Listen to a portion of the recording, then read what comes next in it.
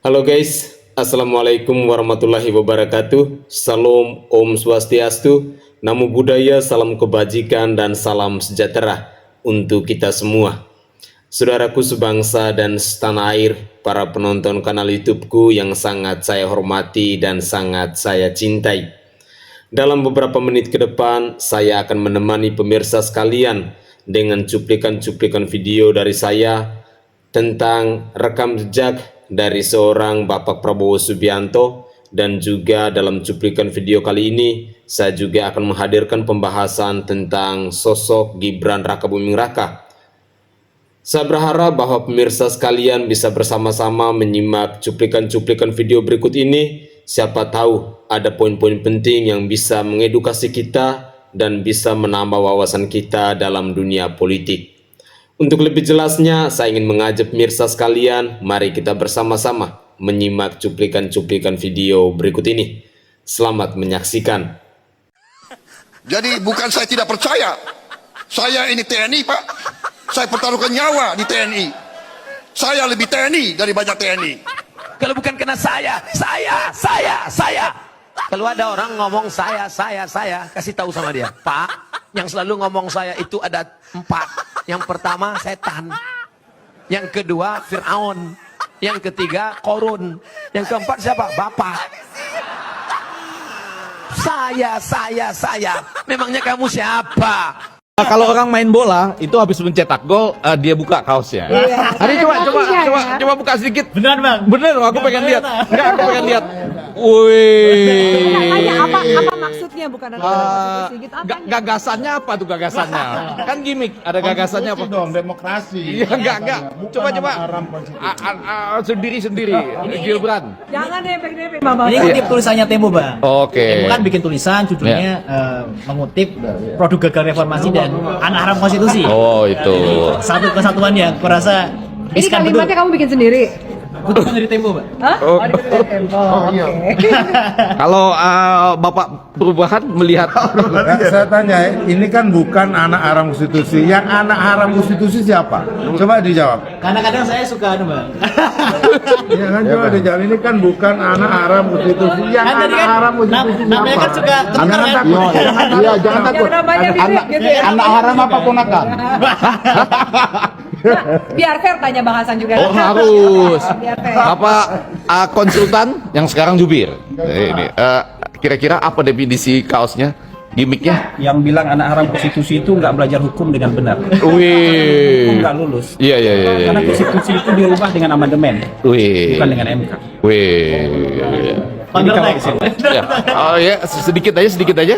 Ini kan bukan soal struktur hukum bang, tapi lebih ke soal etik. Kita melihat etik yang lebih penting. Oke. Nih mahasiswa nih masih sama seperti tadi. Belum tahu gagasan Cawapres. Belum, tapi udah milih. Udah milih. Waktu Kenapa kalian milih siapapun yang kalian pilih? Karena apa? Kalau jujur aku masih bingung. Masih bingung? Oke. Udah milih karena apa? Padahal belum masuk debat, gagasannya. atau mau berubah nih jadi bingung lagi. Bingung lagi. Oh, betul kan? Berarti hasil riset kami persis. Sebetulnya mereka masih swing dan menunggu kampanye serta debatnya. Betul ya gitu? Betul ya? Bukan sulap, bukan sihir, bukan saudara, bukan apa ya? Toh, berarti riset para komunikolog.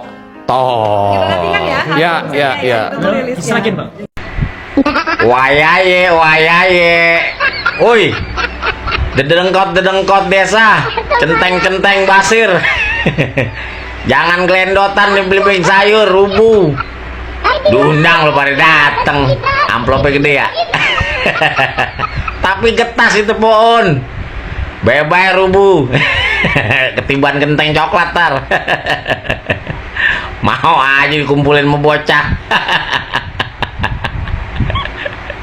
Kasihan lo warga lo, makan nasi sama garam. Dompet lo penuh, pikirin warga. Apalagi kau bela-bela, anting-anting. Makin marah, makin emosi orang yang emosi itu pasti nggak akan nyelesain masalah, bener kan? Kira-kira bisa Bapak bisa mengerti nggak?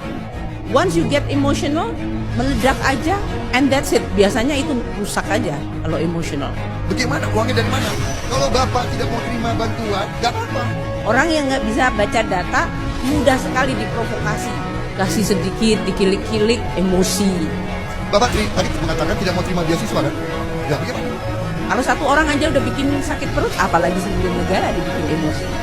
Jadi saya akan mengatakan menjelang nih mau pemilu, Anda boleh berbeda pilihan siapa saja yang Anda pilih. That's really your hak sebagai warga negara. Tapi gunakan secara rasional. Baca data, baca statement, lihat dan pilih path mana Indonesia mau ke depan. Saudaraku sebangsa dan setanah air, memang benar ya apa yang ditanggapi oleh Ibu Sri Mulyani ini. Orang yang temperamen, orang yang emosian biasanya susah untuk menemukan solusi. Jadi dalam cuplikan video ini kita bisa melihat bagaimana karakter dari seorang Prabowo Subianto. Cepat sekali emosi, cepat sekali marah-marah. Dia tidak bisa membedakan bahwa ini saya lagi di dalam forum diskusi, saya lagi di depan publik. Contoh kayak tadi sampai meja dipop-pop seperti itu. Beginikah karakter dari seorang pemimpin yang kita idam-idamkan? Apakah begini rekam jejak dari seorang pemimpin yang mau untuk memimpin bangsa sebesar Indonesia ini? Tentunya tidaklah. Rakyat Indonesia hari ini sudah sangat cerdas. Mereka pastinya akan memilih pemimpin yang ramah, pemimpin yang sopan, pemimpin yang bijaksana, pemimpin yang santun. Bukan pemimpin yang tiap kali pertemuan selalu ngamuk-ngamuk, marah-marah. Pantas saja setiap program dia punya jawabannya hanya makan siang gratis, minum susu gratis. Itu doang yang bisa dijawab. Jadi ini poin pentingnya. Orang yang cepat emosian biasanya susah untuk menemukan solusi.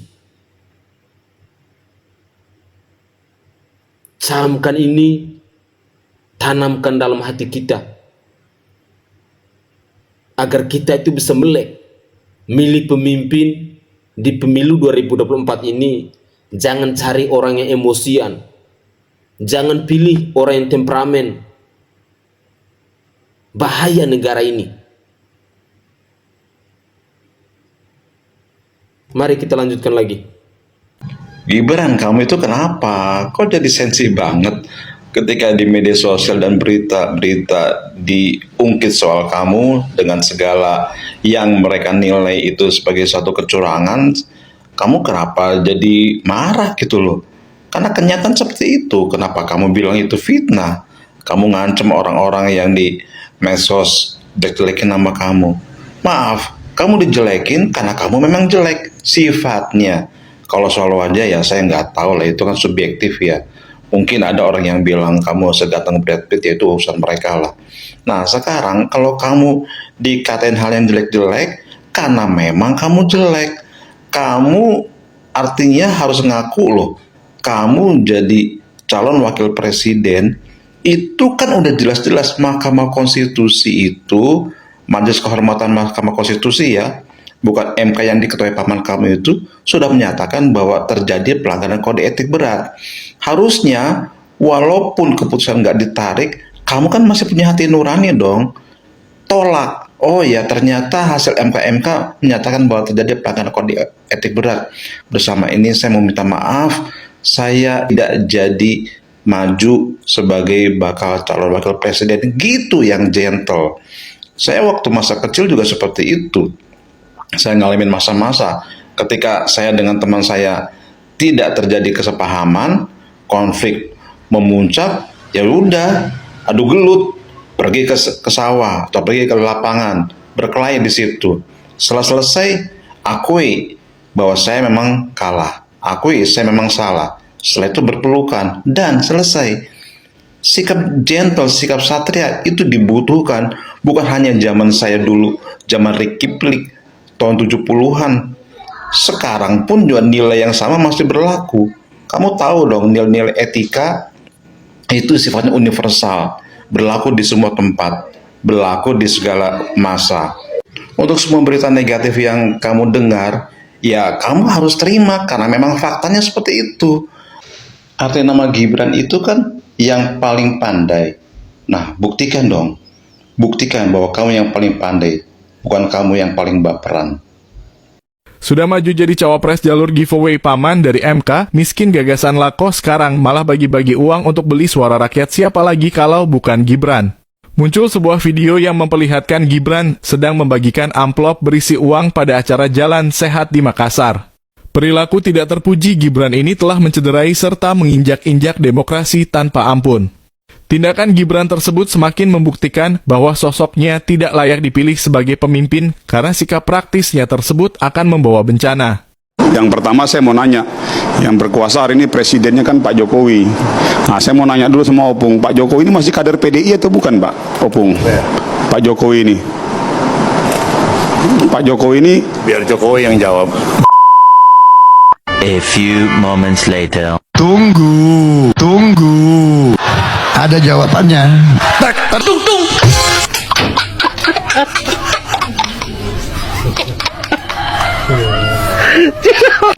Gibran memecahkan rekor paling banyak tidak hadir acara debat.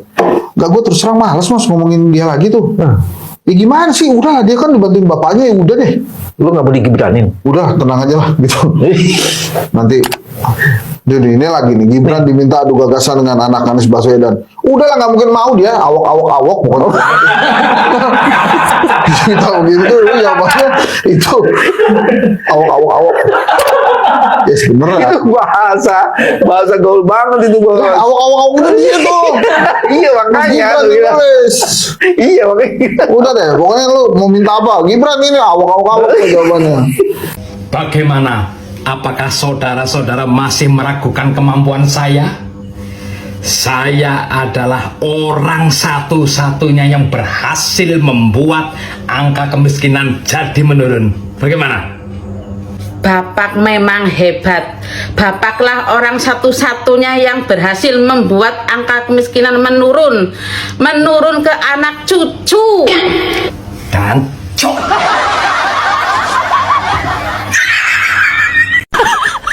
Bokate juga apa?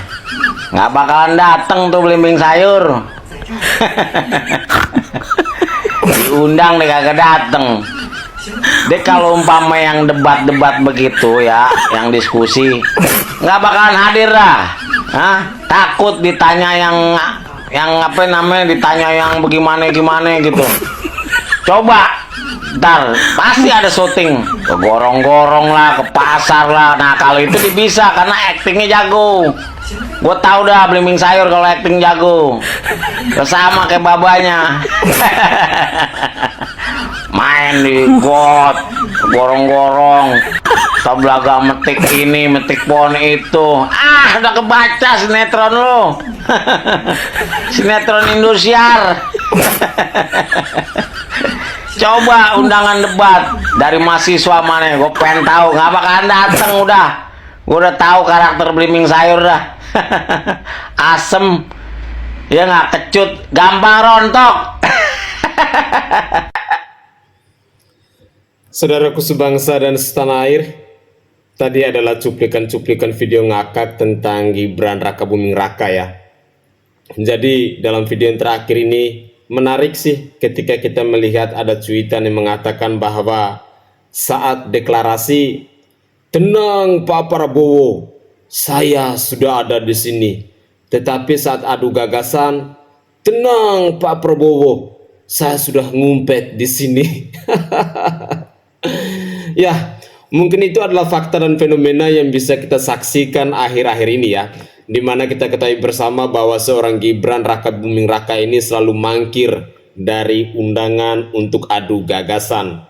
Bahkan yang terakhir itu sempat viral di media sosial di mana Gibran Rakabuming Raka ini ditantang untuk berdebat dengan anaknya Bapak Anies Rashid Baswedan. Ini adalah sebuah bukti kepada kita rakyat Indonesia di mana kelemahan dari seorang Gibran Rakabuming Raka ada di sini. Itulah kenapa saya bilang mentalitas, retorika, dan intelektualitas ketika kita dipercayakan menjadi seorang pemimpin itu sangat dibutuhkan. Faktanya seperti Gibran Rakabuming Raka ini, ketika diundang untuk berdiskusi baik itu dengan tokoh-tokoh bangsa maupun dengan mahasiswa, dia tidak bisa datang karena memang pengalamannya belum, mentalitasnya belum, intelektualitasnya mungkin juga belum. Dan di sini menjawab pertanyaan dari netizen tentang Gibran Rakabuming Raka yang sesungguhnya, artinya dia secara dipaksa untuk menjadi cawapres. Oleh siapa? Saya yakin pemirsa pasti tahu siapa yang menginginkan agar Gibran Rakabuming Raka ini harus menjadi cawapres dari Bapak Prabowo Subianto. Di samping itu, ketidakhadiran dari seorang Gibran Rakabuming Raka dalam berbagai undangan untuk berdiskusi ataupun berdialog mempermalukan Bapak Presiden Joko Widodo itu sendiri. Masih ingat kan statement dari Bapak Presiden Joko Widodo bahwa dalam Pilpres ini semestinya kita adu ide, kita adu gagasan, bukan drakor, bukan sinetron. Itulah pidato singkat dari Bapak Presiden Joko Widodo. Tetapi hari-hari belakangan ini, seorang Gibran Rakabuming Raka yang adalah putra mahkota dari Presiden Joko Widodo ini tidak pernah memenuhi undangan-undangan untuk berdiskusi. Apakah mental-mental manusia seperti ini mau kita pilih untuk menjadi pemimpin di bangsa ini? Sorry ya, rakyat Indonesia ini masih sangat waras. Rakyat Indonesia tidak goblok. Rakyat Indonesia ini masih punya akal sehat.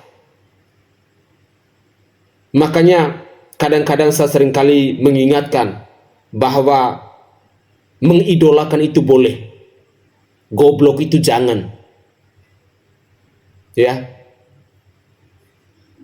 Karena bagi saya ketika ada narasi-narasi yang mengatakan bahwa oh Gibran itu mewakili anak muda, pertanyaan saya, anak muda yang mana yang goblok seperti ini?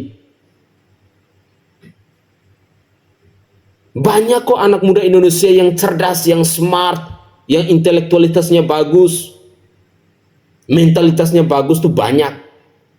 Bila dibandingkan dengan Gibran Rakabuming Raka ini. Dan bagi saya secara pribadi, Gibran bisa maju sebagai calon wakil presiden itu hanya karena privilege. Hanya karena ada pamannya. Jadi ya tidak heran jika pada akhirnya ada statement yang mengatakan bahwa anak haram konstitusi. Fakta. Dan semestinya seorang Gibran Rakabuming Raka harus mengakui, tunjukkan kepada publik dengan berani, dengan gentle dia mengatakan ya, jangan bawa-bawa nama anak muda, karena tidak semua anak muda yang goblok seperti ini. Tidak semua anak muda yang tolak untuk adu gagasan. Padahal anak muda, wah, namanya adu gagasan pasti berbondong-bondong. Mereka ingin menyampaikan hal-hal yang baik, hal-hal yang positif, apalagi yang berhubungan dalam membangun bangsa dan negara, bukan mentalitas yang pengecut seperti ini.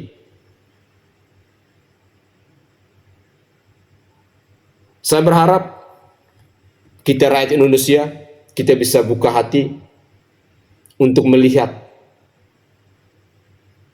figur pemimpin yang tepat untuk mengayomi bangsa ini.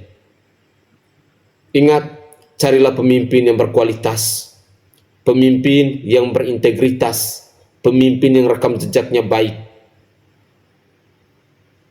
pemimpin yang sudah matang, bukan pemimpin karbitan. Mari gunakan akal sehat kita. Jangan sampai kita menyesal untuk 5 tahun yang akan datang kalau kita salah memilih pemimpin.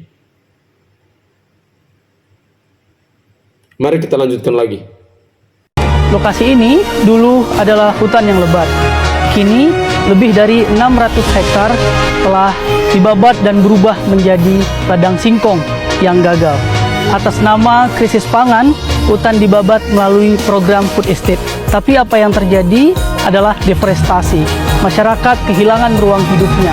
Bibit lokal sulit untuk ditemukan. Bahan pangan dan sumber pangan sudah lenyap dari tanah ini. Food estate gagal ini adalah salah satu proyek strategis nasional diimplementasikan oleh Kementerian Pertahanan. Implementatornya adalah PT Agrinas, yang dimana kepemilikan saham utama dalam PT Agrinas adalah sebuah yayasan yang terafiliasi kepada Menteri Pertahanan, yaitu Prabowo Subianto. Dan hasilnya hingga saat ini kita bisa melihat secara langsung bahwa singkong yang ditanam tidak besar seperti yang dijanjikan oleh para pembuka food estate ini sebelumnya.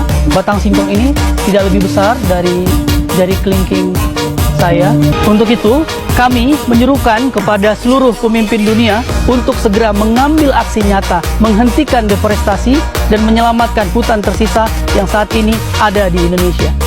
Prabowo yang latar belakangnya militer malah kehilangan ketegasannya dengan joget-joget itu dan bangga banget disebut gemoy. Padahal menurut teman saya, arti gemoy itu adalah gemuk letoy. Bu Mega malah jauh kelihatan lebih muda dari Prabowo meski usianya beliau itu jauh lebih tua. Pidato Bu Mega yang bicara di depan para relawan Ganjar Mahfud itu jelas-jelas membakar semangat orang-orang yang hadir di sana.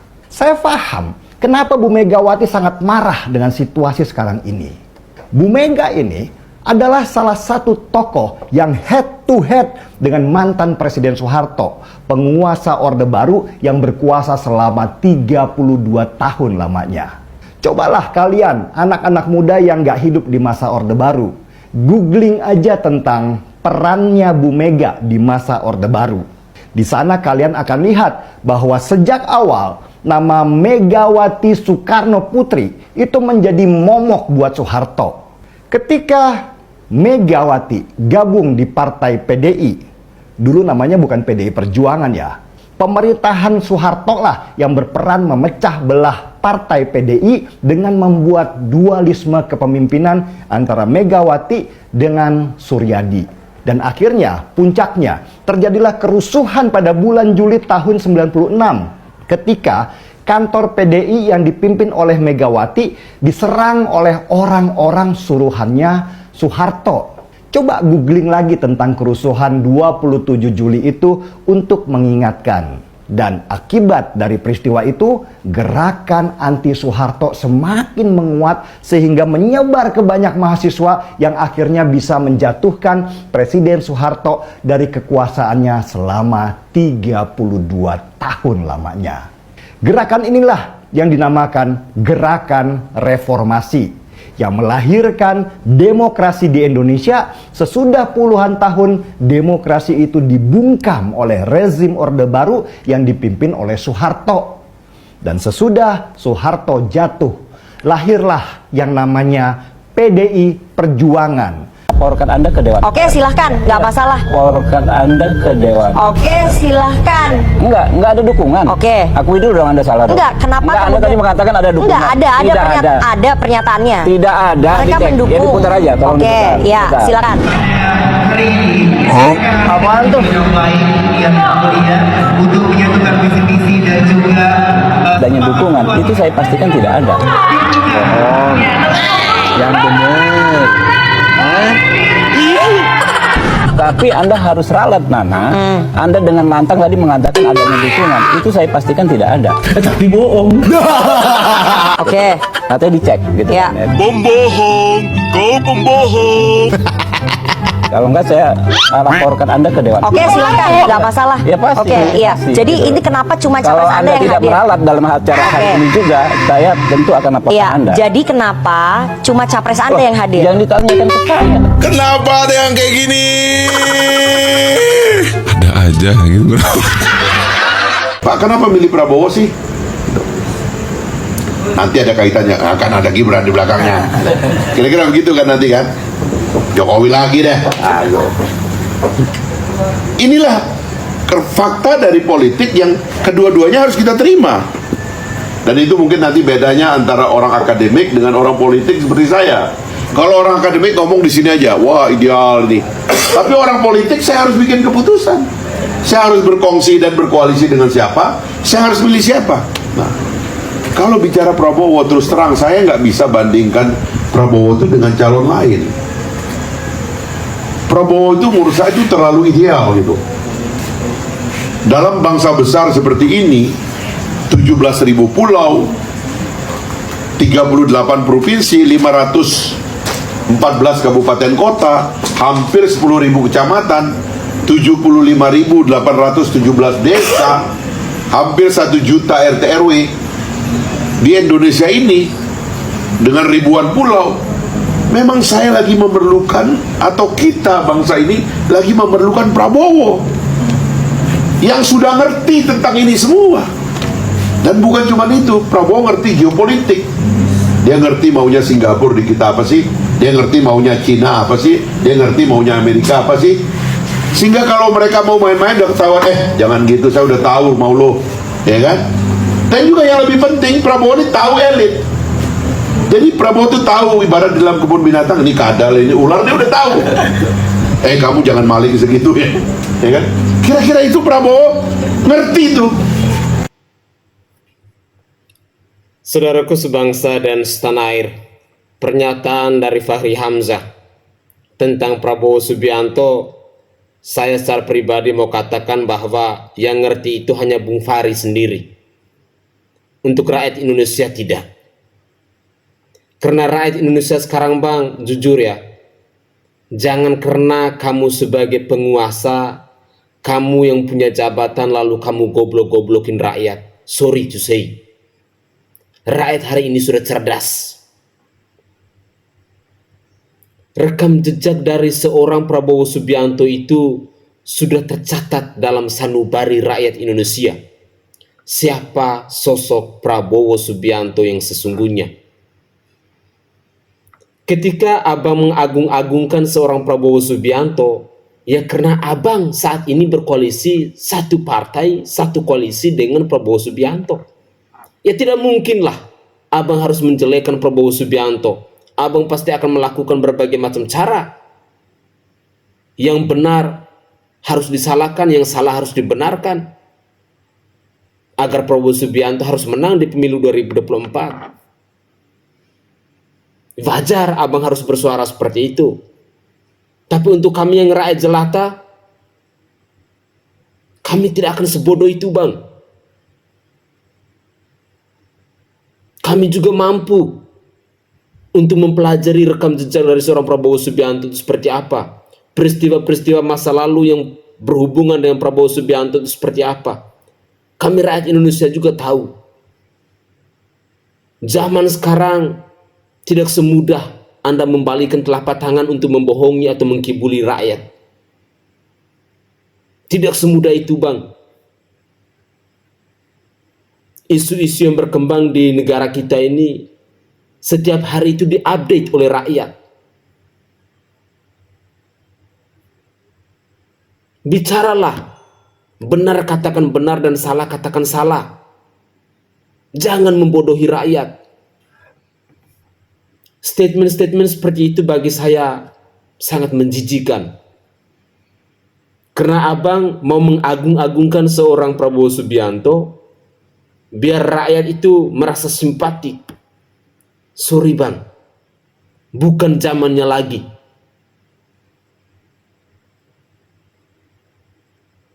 Zaman dulu mungkin bolehlah abang katakan seperti itu. Karena kami yang rakyat jelata ini tidak mampu untuk membeli handphone. Tidak mampu punya alat komunikasi. Tetapi untuk zaman sekarang bang, jangan. Anak TK saja dia sudah tahu main gadget. Dia sudah bisa melihat semua informasi. Apalagi macam kami. Sekali lagi, saya berharap bahwa kita rakyat Indonesia jangan mau dikibulin. Ya. Karena banyak sekali narasi-narasi yang beredar sekarang. Tujuannya hanya mau membodohi, hanya gimmick. Ada istilah gemoi, gemuk dan letoi, atau gembrot dan letoi, saya juga kurang paham. Ada joget gemoi yang katanya identik dengan Bapak Prabowo Subianto. Waduh, sadar. Prabowo itu usianya udah tua, udah uzur. Gemoi itu artinya menggemaskan. Apa iya seorang kakek tua itu menggemaskan? Janganlah, jangan mau dibodohi. Yang kita rakyat Indonesia saat ini butuh adalah bagaimana caranya capres dan cawapres itu menyampaikan visi misi mereka, gagasan mereka, buah pikiran mereka. Biar kami rakyat bisa menilai. Kami sebagai rakyat bisa mempelajari. Seperti apa seandainya kami memberi kepercayaan kepada Anda untuk memimpin bangsa ini. Dan bangsa ini Anda mau bawa kemana? Kemajuannya akan seperti apa? Programnya akan seperti apa? Itu yang kami rakyat butuh saat ini. Bukan omong kosong.